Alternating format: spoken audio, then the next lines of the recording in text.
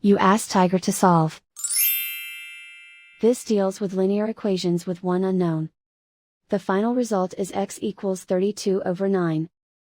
Let's solve it step by step. Simplify the expression.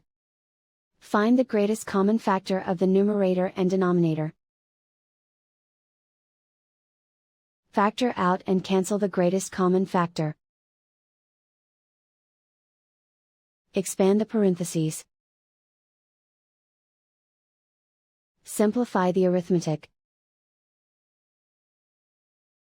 Swap sides.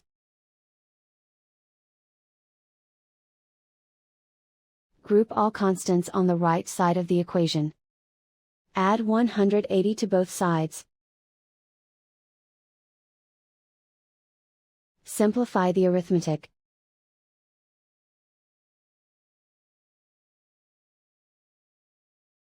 Isolate the x. Divide both sides by 90.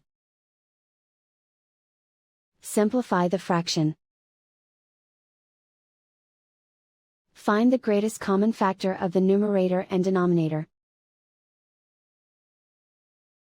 Factor out and cancel the greatest common factor. And so the final result is x equals 32/9.